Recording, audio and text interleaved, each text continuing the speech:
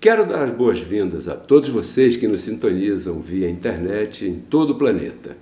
Eu recebo que os olhos do teu entendimento já foram iluminados, que tua confissão melhorou e, por consequência, as bênçãos de Deus estão se manifestando em tua vida. Eu recebo que a cobertura de anjos cobre todos vocês e que esta palavra será levada por todos vocês a outras pessoas.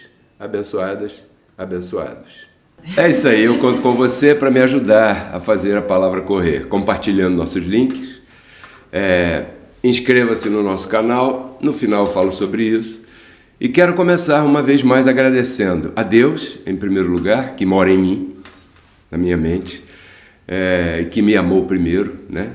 Agradecer a minha esposa, meus filhos que me ajudam, agradecer a todos vocês que colaboram aqui, que semeiam aqui, para que a palavra corra. Muito agradecido por toda essa dedicação, por todo esse zelo, e eu espero sinceramente que as palavras que saírem da minha boca hoje possam renovar a tua mente, renovar o espírito da tua mente e te ajudar a viver dias melhores.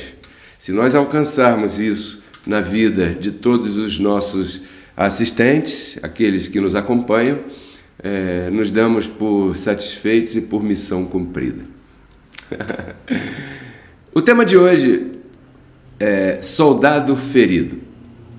Escolhi esse nome depois de ver vários meses e anos também atrás, e muitos anos, o que acontece na vida de muita gente. Mas eu quero me referir, por exemplo, a uma famosa película de 1998, estreada na grande tela, no cinema, ali com o nosso amado famoso Tom Hanks, desempenhando o papel principal de Capitão Miller, entre outros, né? Entre outros famosos ali, e eles faziam parte de um exército e tinham uma missão: resgatar um homem chamado James Ryan. Esse homem era um soldado, era um caçula de uma família de 4 irmãos, né? 3 dos quais haviam caído em combate, vítima das balas e baionetas, quem sabe, do exército adversário. Eles receberam uma missão do seu comando central. Qual era a missão? Procurar, resgatar e garantir seu retorno com vida. E esse filme, se você não se lembra o nome, eu te digo, se chamou O Resgate do Soldado Ryan. Esse foi o título dado pela indústria do cinema ali naquele momento. Então, toda a trama se desenvolveu em relação a isso, um ambiente de guerra, um ambiente onde muitos eram abatidos, onde muitos eram atacados pelo inimigo, mas a tônica era mostrar para todo mundo um exército unido, todos em torno de um companheiro, de uma missão. E todos eles tinham um inimigo comum. Qual era esse inimigo comum? O exército alemão, comandado por Adolf Hitler e as forças alemãs nazistas daquela época. Pois muito bem, esse filme se desenvolveu, você sabe o que aconteceu, certamente você assistiu O Resgate do Soldado Ryan, um filme que fez muito sucesso, e pensando em tudo isso, Deus estava me mostrando uma porção de coisas que eu quero compartilhar com você nessa ministração.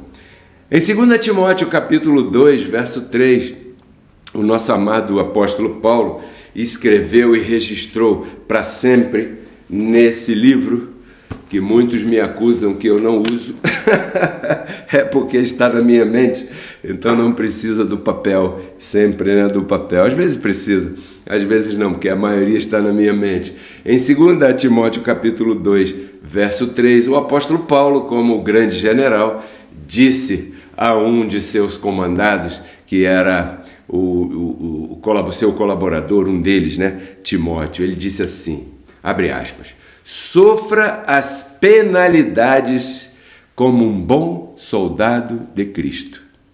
Fecha aspas.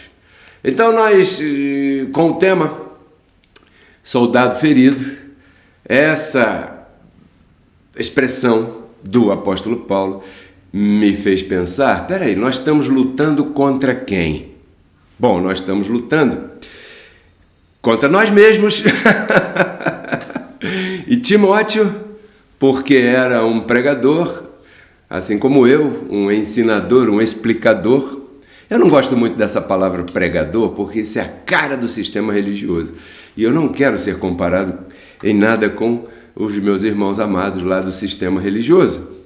Então, o Timóteo era um explicador dessa palavra. E, nesse aspecto, ele... o que ele fazia? Ele explicava e ele combatia. Ele combatia tanto uma doutrina, quanto combatia contra o seu próprio inimigo, né? O que foi que você viu? Quando teve Pedro palestrante. Palestrante, é isso aí. Então, nesse aspecto, nós também somos soldados.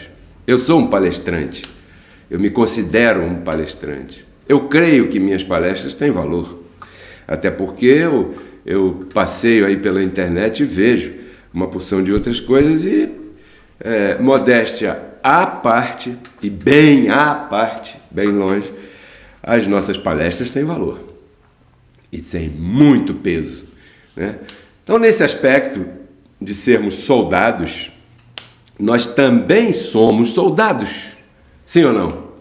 Por quê? Porque quando o apóstolo Paulo disse lá para Timóteo, sofre as penalidades como bom soldado de Cristo, ele não estava falando para Timóteo que Timóteo era um soldado para lutar contra o demônio, porque você sabe que o diabo foi? Responda aí. O diabo já foi o quê? Destruído. Então Paulo não estava dizendo que Timóteo seria um soldado para lutar contra o diabo. Paulo não estava dizendo para Timóteo que ele fosse um soldado para lutar contra forças que estavam pelos ares por aí na escuridão, quando falta luz, de noite, de madrugada. Não. Paulo estava falando de uma batalha de doutrina e Paulo estava falando de uma batalha pessoal, né? Então, nesse aspecto, ou em outro lugar, o apóstolo Paulo disse para Timóteo assim, Timóteo, é o seguinte, olha, cuida-te de ti mesmo, porque você tem em você um exército alemão, um inimigo, e da doutrina. Fazendo assim, você salvará a ti mesmo e aos que te ouvem. Salvará de quê? Salvará do dia a dia, do entendimento equivocado, exercendo domínio próprio quando você conseguir, não se condenando quando você falhar, porque você vai levar tiro nessa guerra, você vai levar facada nessa guerra, você vai ser bombardeado por uma granada da tua carne, entende? Então, o apóstolo Paulo, quando disse para Timóteo sofrer as penalidades como um bom soldado, ele estava mais dizendo, cuidado com você mesmo, Timóteo, porque você tem um inimigo posto, e esse inimigo é pior do que o exército nazista de Hitler. E em muitos momentos ele vai ferir você, e ele vai fazer com que você caia em algum tipo de trampa, sabe? Porque haverá momentos, Timóteo, em que você poderá ser atingido. O teu inimigo, por exemplo, ele pode usar para te derrubar, para te atingir, uma bala de um fuzil chamado adultério. Esse inimigo pode colocar aí na tua frente uma granada chamada vício, qualquer que seja ele, seja de bebida alcoólica, seja de cigarro, seja de comida, seja de droga, seja de remédio para dormir, seja de café, seja de água, seja do que for, esse teu inimigo, ele tem muitas armas. Se você quiser conhecer um pouquinho das armas desse exército inimigo que você tem posto, vá lá em Gálatas capítulo 5, verso 19.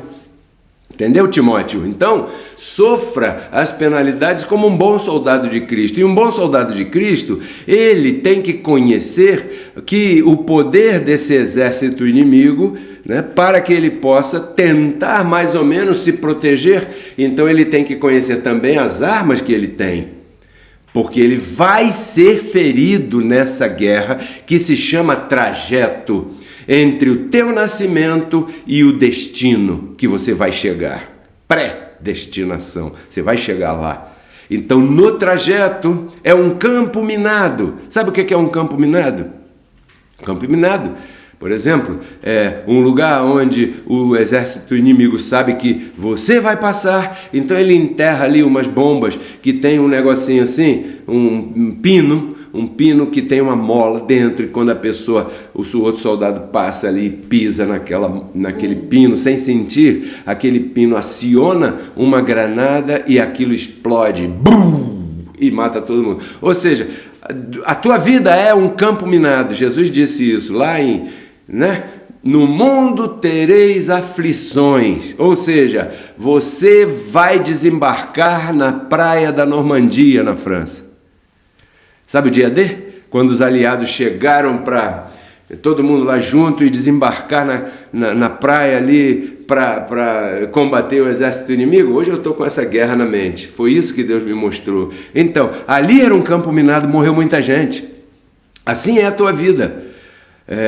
As tribulações vêm, são momentâneas e passageiras, mas elas vêm e produzem em nós um peso de glória. No mundo tereis aflições, como se Jesus estivesse dizendo, vai haver granadas, vai haver tiroteio, vai haver facada, você vai se ferir, você vai errar, você vai cair, você vai ser envergonhado, você vai ser atacado pela tua própria carne, que é o exército nazista, que te veste, que te acompanha, é o teu inimigo, é o exército aí. Então, durante alguns momentos na tua vida, você vai ser ferido, e feridas deixam cicatrizes. Eu tenho várias cicatrizes no meu corpo natural, de marcas de guerra, né? Da vida, olha lá, a cesariana, né? A crise de apendicite, não é verdade? No meu caso, rompimento de tendão, olha aí, vai um dente ciso maltratado que me deixou uma cicatriz por aqui, depois isso quase me levou para a tumba, fazem alguns anos, mas isso aconteceu comigo, marca do futebol, quando entraram assim um pouco desleal em mim, me machucaram, então... Durante a nossa vida, a gente tem marcas. Quem sabe você tenha uma marca, né, na tua mente aí, de uma empresa que você tentou abrir, faliu, e isso te desanimou. Isso é uma ferida de guerra. Isso é uma granada que explodiu. Você tem que combater isso aí como um bom soldado de Cristo. Um bom soldado de Cristo não desanima. Um bom soldado de Cristo, ele faz parte de um grande exército. E já eu vou entrar nesse assunto, que essa parte é a mais séria para mim. Então, durante a tua vida, haverá momentos que você vai ser atingido pela tua carne por uma mentira. Você vai se olhar no espelho e a tua carne vai dizer, você não é capaz. A tua carne vai te despertar de madrugada e vai fazer você sentir verdadeiro medo e pavor. Você talvez entre em pânico e talvez tenha que ir ao médico para tomar ansiolíticos, para poder controlar essa síndrome do pânico que a tua carne, como uma ferida de guerra, coloca aí na tua mente, dizendo para você aquilo que você não é, uma mentira. Esse é o exército inimigo contra o qual você tem que lutar. Esse é o verdadeiro inimigo nazista que veste você e que assola, ou quer assolar, ou pretende assolar a tua vida, né?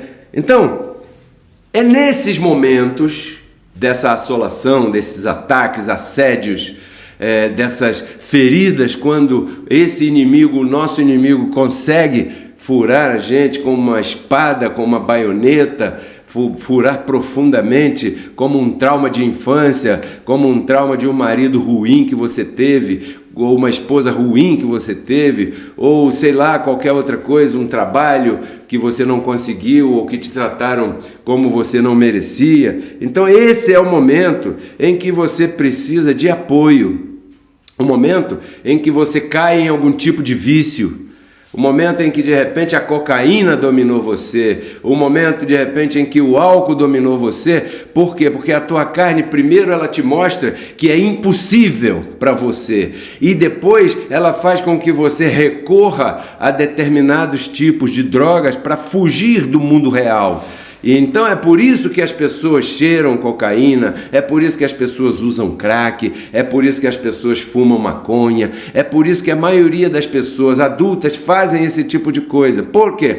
Porque elas não conseguem conviver com suas próprias vidas, porque carregam feridas de guerra, e essas feridas foram tantas e se acumularam de tal maneira nas suas mentes que elas não sabem como vencer e como tratar isso, e então elas recorrem a uma utopia que está no desligamento do mundo real através de tudo isso que eu já falei, álcool, drogas e tudo mais, isso aí, entende? Você já viu aquelas pessoas no sistema religioso que hora é o culto? É 7 da noite, mas às 2 da tarde aquela senhora já está lá na igreja? Ah, eu vim para cá. O que você veio fazer aqui, irmã? Está tão cedo, é só às 7 o culto. Não, eu vim aqui ajudar. Tem que varrer? Tem. Então me dá que eu vou ajudar, eu vou varrer, tem que tirar o pó, tem que fazer café, tem que lavar o banheiro, tem que não sei o quê. Essa pessoa está fugindo da sua vida, porque ela não aguenta ficar em casa, ela não sabe dominar a sua vida, ela está endividada, ela está com problema com os filhos, o marido, ela não sabe nem para onde anda, então para onde que ela vai? É um tipo de fuga, essa pessoa está ferida, essa pessoa está precisando de resgate. Está me entendendo? Aonde vai esse tema aqui do soldado ferido? Então, é num momento desse de fraqueza que acontece na vida de muitos de nós, né? Que você precisa do teu exército, porque você faz parte do exército. James Ryan estava ferido e contou com a ajuda do seu exército, como no filme, no Resgate do Soldado Ryan, para ir buscá-lo, procurá-lo e garantir o seu retorno são e salvo para o seu lugar de origem. Agora, lamentavelmente, nesse momento que você está caído, que você está precisando de ajuda, que você está precisando de uma palavra, de um consolo, de alguém maduro ou que pelo menos tenha algo de útil para falar, é nesse momento que os teus companheiros de exército, em lugar de te resgatar, vão te pisar. É nesse momento que esses companheiros aí, em lugar de procurar você, vamos resgatar você, não, em lugar de te apoiar, te pisarão em lugar de estender a mão para você. É nesse momento que te condenarão em vez de te consolarem. Vão te condenar. Vão te condenar. É nesse momento que te abandonarão, em vez de te resgatar. E aí você vai se sentir só. E aí você vai sentir, vai olhar para o lado, vai olhar para trás e não vai ver ninguém. Por quê? Porque todos se afastarão de você. Quando você tinha para fazer o churrasco, todo mundo estava perto de você. Quando você se atrapalhou com alguma coisa durante essa batalha que você vive na tua vida, aí todos se afastaram de você. E agora que você de repente está mergulhado em um tipo de vício, em um fracasso, em uma desilusão, em que você está para baixo, em que você está magoado, magoada, entristecido, entristecida, sofrendo, aí você procura alguém, mudou o número, aquela pessoa que sempre falava contigo, que te procurava, que te pedia emprestado, que vivia na tua casa, que estava contigo lado a lado. Quando você começa a manifestar uma debilidade, você está só. O teu exército companheiro, que deviam ser companheiros, no sistema religioso, ninguém vai te resgatar. Muito pelo contrário. Se você for católico e se divorciar, não volte lá, porque eles não casam pessoas divorciadas. As pessoas divorciadas podem sentar lá nos bancos e que fiquem lá atrás. Porque se algum dia você quiser contrair matrimônio lá na religião católica e você passou por qualquer coisa e se divorciou, você cometeu um erro, você se envolveu com outra pessoa, uma fraqueza que qualquer um de nós pode passar, sim ou não? E aí isso acabou, desagou numa separação, num divórcio, e agora você conheceu outra pessoa e está feliz? Ah, eu queria casar com essa pessoa. Aí você chega perto do sacerdote e ele diz, não, porque você está divorciado e aqui não aceitamos divorciado. Então esse exército não vai te resgatar, ele não vai te apoiar, entendeu? Se for evangélico, adulterar, você vai ser excluído. E mais, o teu caso vai ser dito publicamente no microfone para todos os congregados ali. E fora outras coisas mais. Vamos excluir o irmão. Eu proponho que o irmão seja excluído. Qual irmão? O irmão fulano de tal. Aí todo mundo vota. Quem é a favor da exclusão do irmão? Aí levanta a irmã lá. Mas pastor, por que tem que excluir o irmão? Aí os membros do sinédrio atual, né? Do ministério atual vão dizer assim, esse irmão caiu no vício. Ah, tem que excluir o irmão porque ele caiu no vício. Tem que excluir o irmão porque aqui não pode tomar santa ceia. Não pode mais se batizar, não pode cantar no coral, não pode tocar bateria, não pode mais. Por quê? Porque ele precisa de resgate, mas nós não somos suficientes para resgatá-lo. É o que eles estão dizendo, é o que eles estão gritando para todo mundo, né? Como se somente você fosse capaz de cometer erros e eles não cometem erros, né? Ah, e tem mais, eu não quero ficar só no sistema religioso, não. E se for da falsa graça? Ah, se for da falsa graça, vai ser execrado pela internet. Por quê? Porque era um líder e de repente cometeu um erro, falou alguma coisa que não era, levou um entendimento, um determinado tipo de entendimento equivocado. Então, se isso acontecer, vão se envergonhar de você. Vão dizer que você não é, que não presta, que isso, que aquilo, vão te cortar, não vão resgatar o soldado ferido, porque não tem capacidade para isso, não sabem, se envergonham. Quero me referir, por exemplo, ao apóstolo José Luiz de Jesus Miranda, de onde eu venho, que ensinou tantas coisas maravilhosas, mas cometeu lá os seus erros. Você sabe, não precisa entrar aqui. E todos hoje que dizem por aí que pregam a graça, aprenderam dele. Mas por causa dessas determinadas coisas, se envergonharam dele. Falam mal. E não dizem de onde vem. E tem seguidores, e muitos seguidores, que são tão tontos quanto esses, em vez de sermos todos nós um só exército para podermos partir em resgate daquele que está debaixo da obra da carne, se achando culpado e se condenando a si mesmo porque tomou uma bebida, porque fumou, porque entrou na droga, porque adulterou, porque traiu, porque faliu, porque falhou. Em vez de todos nós apresentarmos a doutrina, não, estamos nos degladiando porque estamos falando mal de nossos próprios soldados Ryan que estão caídos pelo caminho. Entendeu? Eu quero ler para você aqui bem rapidinho, né? Isaías 61, verso 1 e 3. Isso aqui é uma profecia que fala de nós, Agora, me desculpe a falta de modéstia, fala de nós, Pedro Kelly RCC.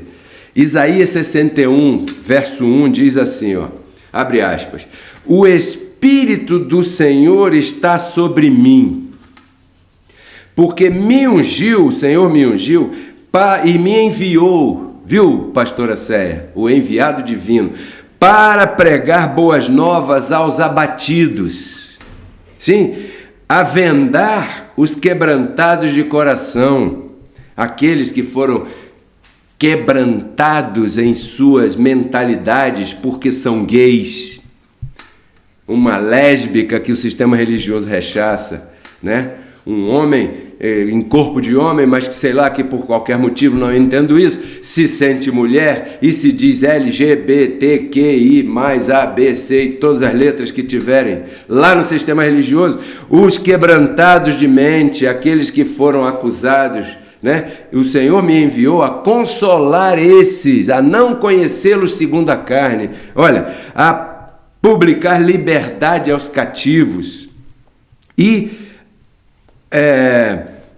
abrir a prisão àqueles que estão presos nela, as prisões que o sistema religioso e as culpabilidades colocaram na mente de todo mundo, a proclamar o ano da boa vontade do Senhor, que é a graça de Deus, o dia da vingança de nosso Deus, que é a graça de Deus, e a consolar todos os que estão enlutados, tristes, ordenar que os aflitos de Sião se dê a eles glória em lugar de cinza, e vai por aí afora, e fecha aspas. Isso foi o que o Senhor me enviou, falando em nome da graça, a pregar aqui, a não conhecer a ninguém segundo a carne, porque na graça não se conhece a ninguém segundo a carne.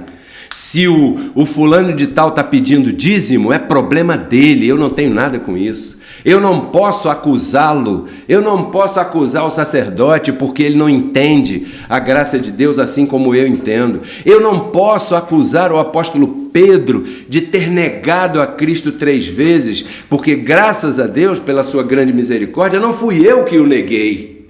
Eu não posso falar mal de Judas que o traiu, porque graças a Deus ele escolheu um vaso de ira para manifestar aquilo lá e não a mim. Eu não posso falar mal do pastor das Assembleias de Deus, porque ele faz como faz, porque isso é Deus na vida dele. Eu não posso, não me sinto no direito de conhecer a ninguém segundo a carne. Eu me sinto no direito de trazer liberdade aos cativos e consolar os vários soldados Ryans que estão me escutando nesse momento. E que por falharem, se sentem mal, e quando olharem para um chamado desses aí da internet, pregadores da graça, eles olham para ele esperando alguma coisa de boa e encontram condenação também da mesma maneira, críticas, brigas. Nós poderíamos avançar muito mais com a graça de Deus se parassem com essas coisas e sofressem, como diz o apóstolo Paulo, as penalidades em suas próprias vidas, como um bom soldado de Cristo. É tola essa briga contra as pessoas, porque se eu quero mudar o mundo, eu tenho que lutar primeiro comigo mesmo. Se o inimigo, o exército nazista, é a minha carne, a minha pele, a minha roupa que me veste, por que é que eu vou ficar brigando contra A, B, C e D?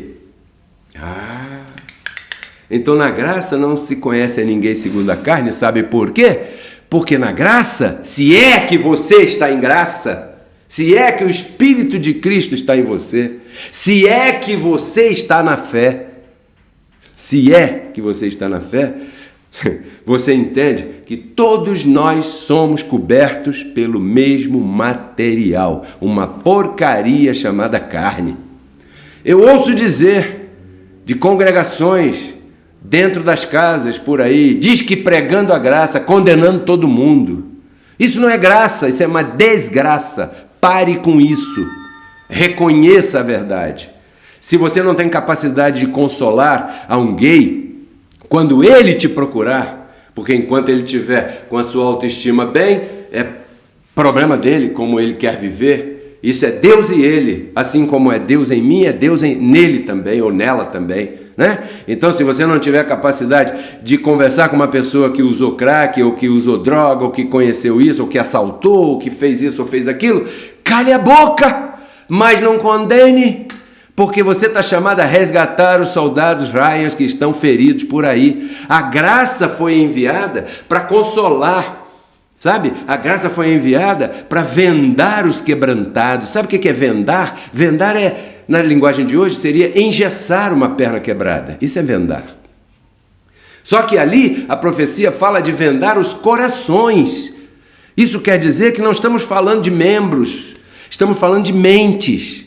As pessoas estão feridas em suas mentes. Eu converso com pessoas que por um trauma do passado, por causa de algo que não deu muito certo em suas vidas no passado, hoje vivem infelizes e projetam uma infelicidade no seu campo, ao redor. Por quê? Porque precisam de ajuda. Mas cadê a capacidade dos ministros em graça para ajudar? Para resgatar? Cadê o exército da graça? Então é por isso que eu invoquei essa profecia de Isaías 61, que isso é para hoje e isso é para mim. Eu recebo para mim. Tomara que você receba para você também. Porque ali está falando de mim. O Espírito do Senhor está sobre mim para que eu com essas palavras possa mostrar para você: fique calmo, você vai cometer erros. E Deus já sabia disso, porque foi Ele que te colocou aí. Mas ao mesmo tempo, Ele te deu o bálsamo, te deu o remédio. Para quê? Para que quando você sofra uma ferida, sabe, não doa tanto, te console, que é a palavra que eu ministro, que eu explico aqui. Então, o que eu vejo hoje? Eu vejo hoje muita gente, e Jesus já advertiu, e eu vou ler aqui a última de hoje, em Mateus 18. Você sabe que eu quero, antes de colocar aqui para você Mateus 18, não vai aparecer na tela, mas eu quero dizer para você, quando Jesus falava por parábolas, ele estava falando para um grupo de pessoas que não estava chamado a entender o que ele falava, tá bom? Porque as parábolas eram um assinalamento, um apontamento para depois da ressurreição, que é justamente a época em que nós estamos. Então esta que eu vou ler agora começa dizendo isso. Sim? Está em Mateus 18, 23, diz assim, abre aspas, e tem um título aqui que a Sociedade Bíblica colocou, e esse aqui está bacana, se chama Os Devedores. Jesus estava passeando, e em um dado momento ele cansou, pediu um gole d'água, sentou numa pedra no caminho, bateu a poeira do pé, e o pessoal sentou em volta dele, e esperando quando ele levantar para segui-lo, e ele resolveu falar aqui alguma coisa. Então depois que ele bebeu um gole d'água, ele falou assim, abre aspas, o reino dos céus é semelhante a um rei que quis fazer contas com seus servos. Então, ele estava falando de uma época que não era lá. E nós sabemos que o reino dos céus é aqui, agora, depois da ressurreição. Correto? Pois muito bem. Então ele está fazendo aqui uma comparação. Ele está dizendo, o reino dos céus é semelhante a um rei que quis fazer conta com seus empregados. Então chamou todo mundo, reuniu todo mundo, né? E aí começou a fazer contas. E se apresentou a ele uma pessoa que devia 10 milhões de dólares a ele. E não podia pagar. E expôs o seu caso, olha, eu devo ter essa dívida, não posso pagar. Então, o que aconteceu? Esse seu patrão, esse seu senhor, ordenou que ele fosse vendido, sua mulher fosse vendida, seus filhos fossem vendidos, que também fosse vendido tudo que ele tinha, o celular, o sapato, o anel, o paletó, o relógio, a roupa, a mesa, a televisão, o sofá, a geladeira, o fogão. Para quê? Para poder arrecadar tudo isso e pagar a dívida com esse seu chefe. Então, quando aquele homem escutou que iam vender sua esposa, seus filhos, suas coisas, visando pagar essa dívida, o que ele fez? Ele ajoelhou, colocou todo o seu corpo no chão, começou a suplicar, dizendo, Senhor, tem paciência comigo, e eu vou pagar tudo, mas tem paciência comigo. E aí o que aconteceu? O Senhor daquele homem, né, movido a misericórdia, soltou ele, e além de soltá-lo, sabe o que ele fez? Perdoou toda a dívida daquele homem. Olha que bacana, aí você já sabe que essa parábola, que é o reino dos céus, é semelhante a isso? Ou seja, agora você já sabe do que ele estava falando. Estava falando do grande perdão que ele nos concedeu gratuitamente por sua misericórdia. E aquele homem, então, agora, assim como eu e você, foi embora e andamos todos por aí. Glória a Deus que me perdoou, estou perdoado, justificado para sempre, não tenho dívida nenhuma para com meu patrão, para com meu dono, meu chefe, e feliz da vida, todo contente, satisfeito, né? Só que debaixo de mim tem pessoas. Debaixo daquele homem que foi perdoado, daquela grande dívida, também tinha pessoas. Assim como no teu meio ambiente, tem pessoas. Sim ou não? E você foi perdoado dessa dívida grandíssima que você não poderia pagar. Assim como aquele homem lá da parábola havia sido perdoado daquela grande dívida que ele não podia pagar. Analise comigo isso. Que coisa tremenda, verso 28. Mas saindo dali, todo feliz e contente, assoviando, quem sabe que música ele estava assoviando, aquele servo encontrou um dos seus empregados, seus conservos, seus iguais, os seus companheiros, os mesmos soldados que estavam lutando a mesma luta com ele. E um desses devia a ele $100. Note que ele havia sido perdoado de uma dívida de $10 milhões. E agora, ele andando pela rua, respirando aliviadamente, encontrou um que lhe devia $100, né? E se achegando, pegou-lhe pelo pescoço e dizia: paga-me o que me deves. Então o seu conservo, prostrando-se a seus pés, lhe rogava: tem paciência comigo, eu vou te pagar tudo. Por favor, pelo amor de Deus, tem paciência, espera mais 2 dias, eu vou te pagar. Peraí, dessa vez eu vou acertar. Mas ele não quis nem saber. Senão que foi, mandou prender aquele que o devia até que pagasse a dívida. Mas, vendo os seus conservos aquilo que estava acontecendo, se entristeceram, sim ou não? E foram e disseram a seu senhor tudo o que havia passado. Senhor, olha só, é o seguinte, sabe aquele sujeito que o senhor perdoou $10 milhões e que o senhor ia vender a mulher dele, os filhos dele, as coisas dele, a casa dele, o relógio dele, o carro dele, a luz dele, o computador dele, o iPhone dele, e aí ele chorou e o Senhor perdoou ele? Sei, o que tem? E o Senhor mandou ele livre, disse que estava tudo perdoado? Sei.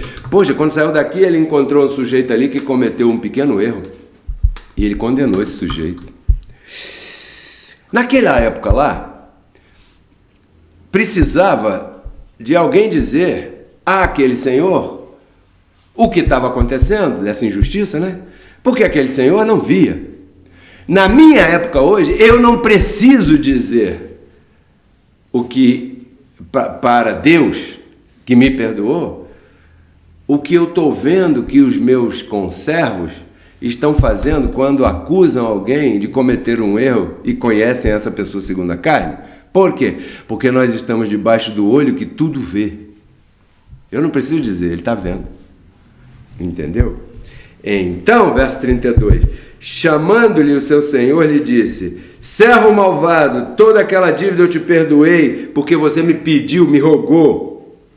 Você também não tinha que ter misericórdia daquele teu colega, como eu tive misericórdia de você? Então, o seu senhor, enojado, porque minha Bíblia é em espanhol, enojado, quer dizer, pau da vida, aborrecido, chateado, com raiva, me entendeu? Enojado, disse, lhe entregou aos verdugos. Sabe o que é um verdugo? É um carrasco, é um que cobra, é um que enforca, é um que liga a guilhotina, é aquele que aperta o botão da cadeira elétrica. Lhe entregou aos verdugos até que pagasse toda a dívida que devia. Aí o verso 35, para terminar, diz assim: assim também meu Pai Celestial fará com vocês, se vocês não perdoarem de todo o coração, cada um a seu irmão, suas ofensas. fecha aspas. Lembrando que isso que ele falou aqui não era para aqueles dias. Ele estava falando, o primeiro verso 23, ele diz assim: o reino dos céus, ou seja, depois que eu ressuscitar, o reino dos céus é semelhante a isso. E contou essa história toda. Tomara que você tenha entendido o que eu estou falando até aqui. Porque aqui eu terminei e agora não posso falar mais nada. Agora eu tenho só que agradecer. Muito agradecido a você que colabora comigo para que a palavra corra. Se você gostou dessa mensagem, inscreva-se no canal. Agora sim. Agora preste atenção no que eu vou dizer. Porque eu não gosto de pedir para você se inscrever antes. Porque você não sabe que porcaria de canal é, né? Aí de repente você vai se inscrever num canal que você não gosta. Mas agora, depois de ter viajado junto comigo na tua própria vida, porque eu sei que eu falei ao teu coração, e na vida de muita gente que você conhece, porque eu sei que eu contei aqui histórias comuns que acontecem na vida de todo mundo, né? Agora você sabe que vale a pena se inscrever aqui no canal, certo? Então se você está assistindo pelo YouTube, aqui desse lado tem uma foto minha. Clique nessa foto, clique em inscrever-se, clique no sininho, clique em todas. São 4 cliques. Foto, inscrever-se, sininho, todas. Tá bom? Vamos repetir. Foto, inscrever-se, sininho, todas. E você me ajuda. Porque aí o YouTube entende que essas ministrações são importantes para alguém, assim como tem sido para você. Tá bom? E você que tem semeado aqui no Ministério Reconciliados com Cristo, muito agradecido. Vai aparecer na tua tela agora os códigos Pix do nosso ministério. Aí estão os 2 códigos Pix, né? O principal deles é 21 99104 8388. Se refere à conta do Ministério Reconciliados com Cristo na Caixa Econômica Federal. Você pode enviar agora a tua semente e semear. A tua semente, pode vir para mim, por favor, Moreno. A tua semente, ela tem 2 propósitos, tá? 2 propósitos. Imagine uma semente de feijão. Quando o agricultor joga uma semente de feijão na terra, essa semente tem vários propósitos. Mas primeiro ela tem que morrer para germinar, já dizia o abençoado Gilberto Gil, né? Primeiro ela tem que morrer para germinar. Depois que ela germina, ela dá colheita abundante a quem semeou e também alimenta aquele a quem ela vai chegar. A tua semente tem esses 2 propósitos. Ela retorna a teu favor como colheita abundante, suficiente, para você viver feliz na tua vida. E também ela chega a essa pessoa que está assistindo hoje pela primeira vez, pela internet, né? E está lá, sabe Deus aonde, em qualquer lugar do mundo, sendo alimentado por essa palavra. E que essa pessoa que hoje, você que está semeando, está ajudando a alcançar, amanhã ela será uma grande semeadora nesse ministério, ajudando a alcançar outras pessoas que, assim como ela, um dia foram alcançadas.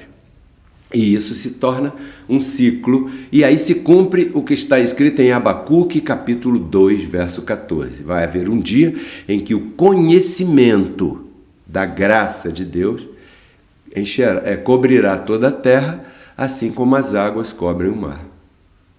Até terça-feira, às 20h30, com mais um tema ao vivo. Nós temos vídeos amanhã. Essa ministração vai estar à noite, hoje, novamente publicada no YouTube, para que você reveja, né? Só a ministração, sem as partes antecedentes e a parte final, para que você reveja. Então é mais curto. E terça-feira, 20h30, com outro interessante tema. Tudo isso eu compartilho contigo para que você renove tua mente e transforme tua vida. Abençoados. Somos todos reconciliados com Cristo, mediante a sua graça divina, graça que nos alcançou. graça irresistível.